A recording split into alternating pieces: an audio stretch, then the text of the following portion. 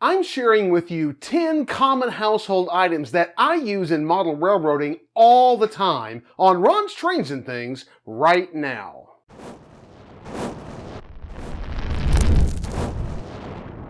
Hi, I'm Ron of Ron's Trains and Things, and if you'd like to see more model railroad tips, tools, and techniques, then be sure to subscribe down below and click that little bell icon so you can catch future videos.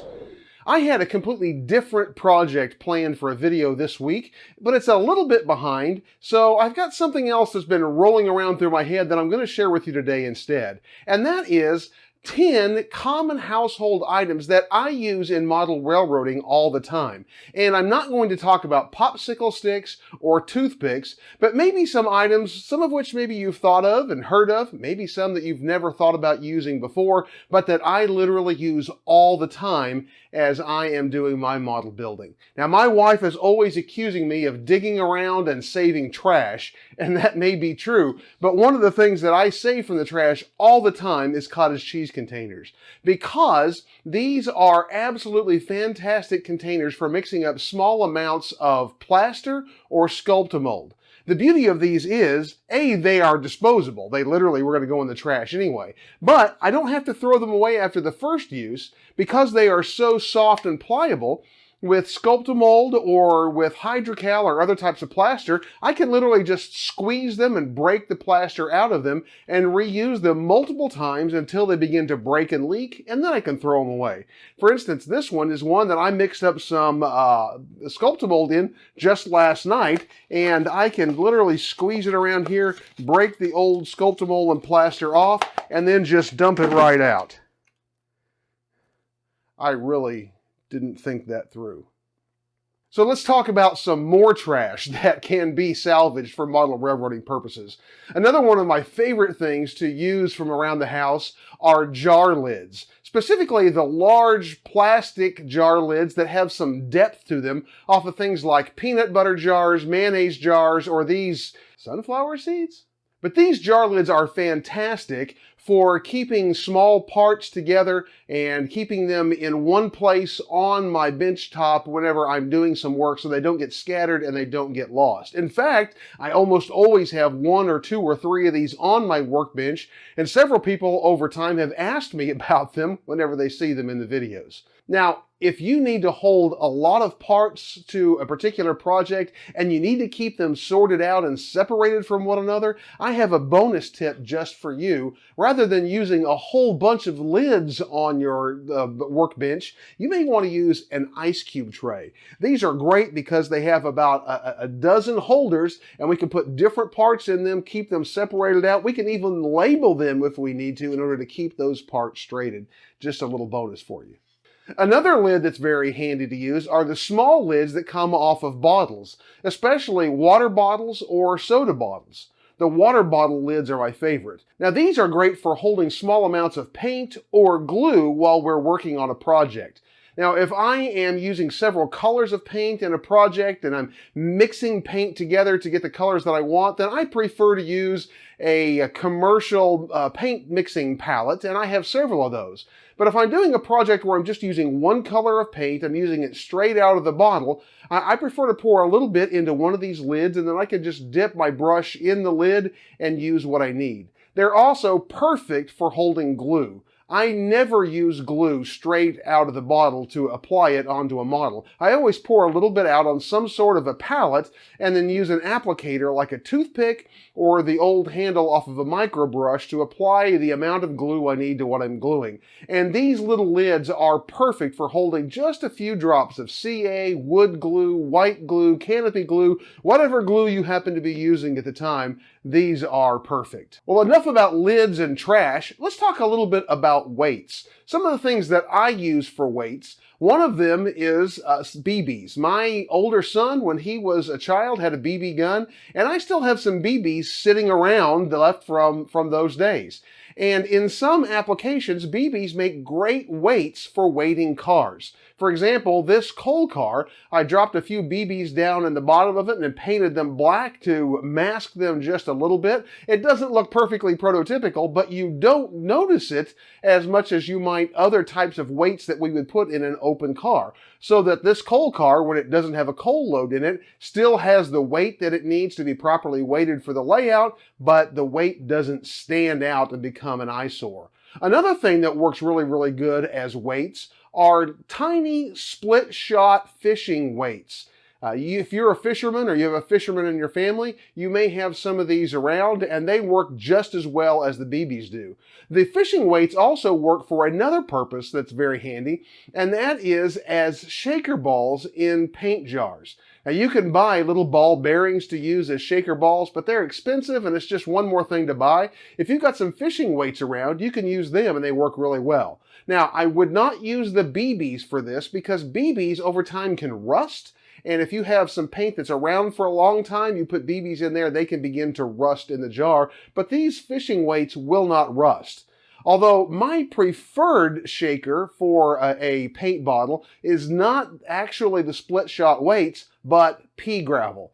Literally, I can go out and pick up a handful of pea gravel, bring it in and rinse it through a strainer. I pick out the pieces that are the right size, leaving behind ones that are too big for my little paint jars or too small to really do the job. I then take those perfectly sized ones, now that they're weeded out from the sticks and leaves and other trash, rinse them, put them into a small container with a drop of dishwashing liquid, shake it real good so they're good and clean, rinse them again, put them out on a paper towel to dry, and in a couple of minutes, I literally have prepared enough shakers to do many, many bottles of paint.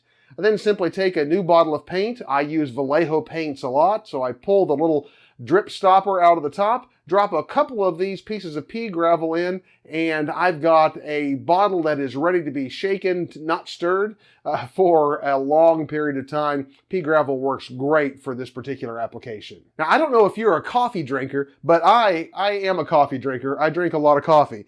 And so when I am out and about, I'm often buying coffee or getting coffee at a hotel. And so I tend to pick up some coffee stirrers from time to time. And coffee stirrers are another great material that we can find every day that we can use in model railroading. They come in a whole variety of sizes and even shapes. I prefer the straw type ones, and the very small ones make great piping for things like grain elevators or around tank car loading and unloading facilities, various places where you might need some piping. Even a full-size drinking straw can be really handy, even in scale, for things like culverts and other large pipes that might be used for drainage. There are also sometimes some oddly shaped coffee stirrers that are kind of shaped like a capital B. And I don't really know why they chose to make that particular shape. But, you know, sometimes they can be handy for using as various shapes and things in modeling as well. So whenever I use one, I always rinse it, stick it in my pocket, bring it home. Coffee stirrers are a great use. Now, guys, I should have said from the beginning, but I definitely need to say now that some of these items that we're talking about may be items that your wife or girlfriend has around the house. Please ask their permission before you take them or use them. That's especially true of these next two items. The next item that I love, and I know I've shared this before, but it's one of my favorite homemade tools, and that comes from a compact mirror. If you have some compact makeup cases around, as those makeup cases are used up and no longer have makeup in them, deep within them there is usually a little mirror. And these little mirrors, especially the little square ones, are fantastic tools for working in certain areas on your layout. I especially love them whenever I am soldering rails and I need to solder the back side of a rail that I can't see behind that's back towards the backdrop.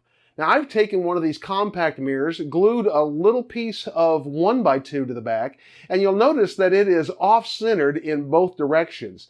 That allows me to turn the mirror in different directions and get different angles on the mirror so I can see what I'm doing from different viewing angles whenever I'm working on the layout. And this has been an invaluable tool for soldering rail joints or feeders into those places that are hard to see.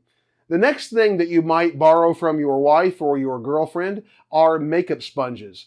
Makeup sponges are great for doing certain types of paint as well as pigment applications. They're great because they're handy, they're small, plus you can tear them to make uneven, blotchy kind of patterns, and they work fantastically for applying weathering to freight cars. I use them for that all the time, as well as applying pigment powders or pastels. They come in, of course, the wedges that we're used to seeing, but they also come in round that can be useful as well.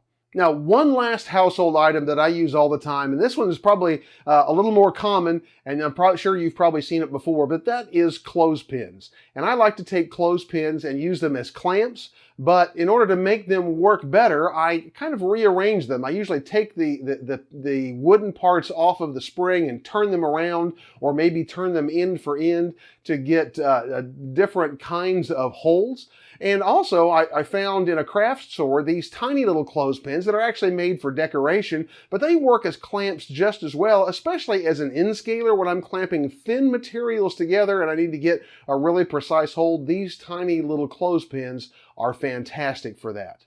So those are some common household items that I literally use all the time as I'm model railroading, and I hope that some of those will be helpful to you. Now, if you enjoyed this look at some common household things that we use in model railroading, you may enjoy some videos I made about tools that I find invaluable in model railroading as well, and you'll find a link to that in the corner of your screen right now.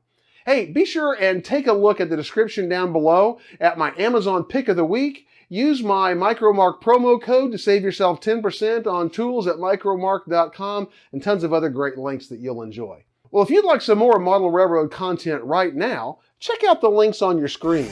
And be sure and join me each Tuesday as I bring you even more great Model Railroad videos. And I look forward to seeing you then. Coffee time. 10, Lizzie?